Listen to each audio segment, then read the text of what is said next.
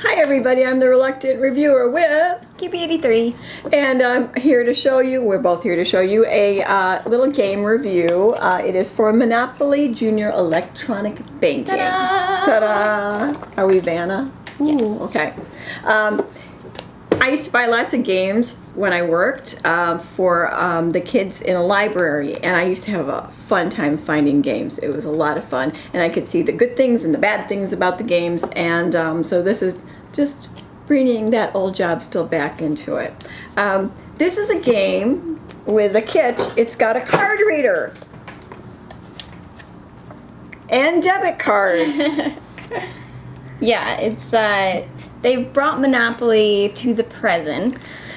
Which is kind of sad, but Yes. it's for ages 5 and up.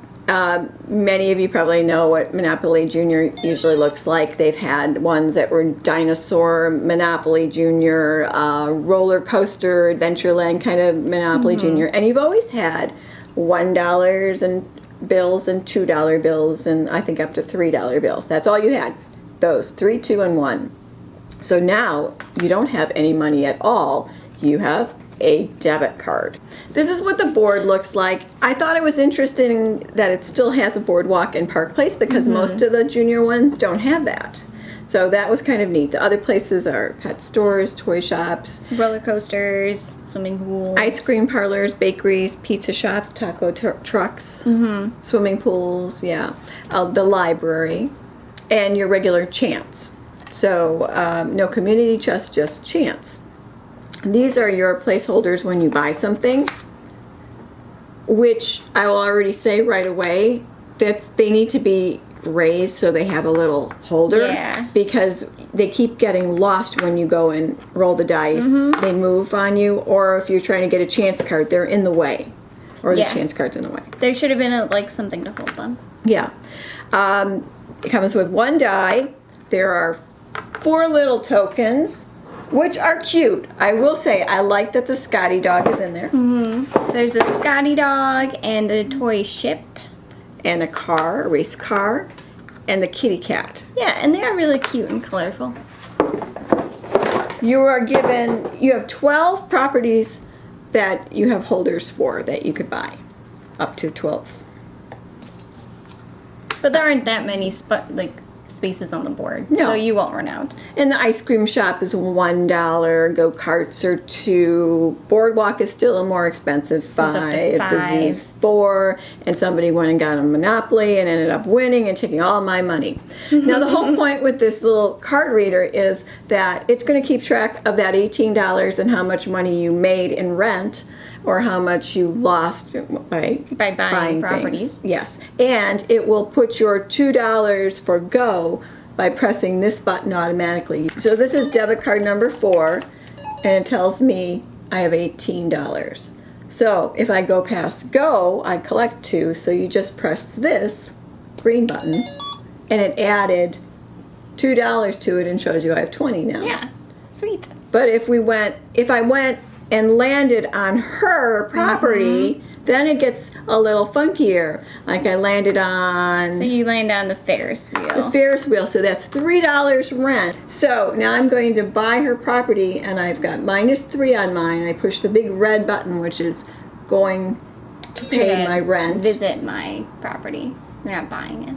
I'm visiting. I'm paying rent. And then I take this out, and that blinks. And then I take it and put my little card in here. It gives me $3. Someday we're just going to put the debit cards on our Like head. that. And we'll face you. Okay, I'm sending you $3. Then I got the $3, and it took it out of that card. Right, so now my card will show that I only have $17. Right. So here's the catch with this game is that they don't give you paper products to write down your scores. You don't have physical money in front of you, so you have to then remember, oh, I gave $3 to this person, so now I only have 15. So you have to keep it in your head unless you have paper that you the game. Or you check your debit card over and over and over again to make sure. Yes. So I kept buying things and landing on her stuff, and it was going lower and lower and lower, and suddenly I got zapped with a double rent on her zoo and aquarium property, which ended up hit on one. It was $8 and then another $8 and I was down to $1, but I wasn't paying attention because I just wanted to buy little buildings and things, and I kept getting chance cards. So I prefer, especially with a little kid, to actually have them look at the money and count this is $1 and 2 and 3 and 4 instead of going minus, minus, minus, minus.